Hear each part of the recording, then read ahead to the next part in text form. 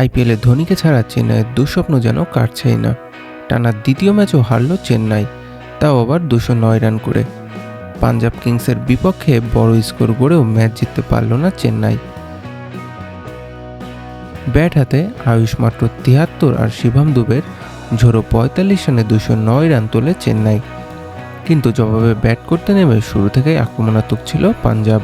প্রিয়াংশু আর্যের 11 বলে 39 রানের ঝড়ে ম্যাচের গতি বদলে দেয়। এরপর শ্রেয়াস আয়ারের 50 রানের ইনিংস একদম নিয়ন্ত্রণে চলে আসে ম্যাচ। মাঝপথে কিছু উইকেট পড়লেও শেষ পর্যন্ত 8 বল হাতে রেখে জয় নিশ্চিত করে পাঞ্জাব কিংস। ফলে গুজরাটের পর এবার চেন্নাইকে হারিয়েও দুর্দান্ত ফর্মে পাঞ্জাব। আর অন্যদিকে টানা 2 হারে চাপে পড়ে গেল চেন্নাই। চেন্নাই সুপার কিংসকে হারিয়ে দারুণ জয় পেলেও বড় শাস্তির মুখে পড়েছে পাঞ্জাব কিংস। স্লো ওভার রেটের কারণে অধিনায়ক শ্রেয়াস আয়ারকে গুনতে হচ্ছে 24 লাখ টাকা জরিমানা। শুধু তাই নয়, দলের প্রতিটি খেলোয়াড়কে দিতে হবে 6 লাখ টাকা বা ম্যাচ ফির 25% জরিমানা। আইপিএলের নিয়ম অনুযায়ী নির্ধারিত সময়ের মধ্যে বোলিং শেষ করতে না পারায় এই শাস্তি দেওয়া হয়েছে।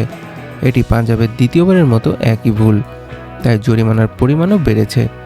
তবে মাঠের পারফরমেন্সে দারুণ ছন্দে রয়েছে দলটি। টানা 2 ম্যাচ জিতে এখন তারা পয়েন্ট টেবিলের শীর্ষে।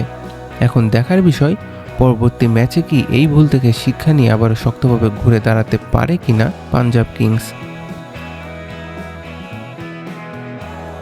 টানটান উত্তেজনার এক ফাইনালের ইতিহাস গড়ল বাংলাদেশ। SAFF আন্ডার-20 চ্যাম্পিয়নশিপের ফাইনালে টাই ব্রেকারে চিরপ্রতিদ্বন্দ্বী ভারতকে 4-3 গোলে হারিয়ে শিরোপা জিতেছে বাংলাদেশ অনূর্ধ্ব-20 দল। ম্যাচটিতে শুরু থেকেই আক্রমণাত্মক ছিল লাল সবুজের তরুণরা। একের পর এক সুযোগ তৈরি করলেও গোলের দেখা মেলেনি নির্ধারিত সময়ে। ফলে ম্যাচ গড়ায় টাই ব্রেকারে। সেখানে নায়ক হয়ে ওঠেন গোলরক্ষক ইসমাইল হোসেন মাহিন। দুর্দান্ত সেভে দলকে এনে দেন জয়।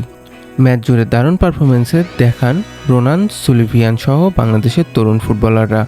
এর আগে 3টি বয়সভিত্তিক ফাইনালে ভারতের কাছে হারের অপেক্ষা থাকলেও এবার সেই দুঃখ ঘুচিয়ে প্রথমবারের মতো ফাইনালে ভারতকে হারিয়ে নতুন ইতিহাস লিখল বাংলাদেশ।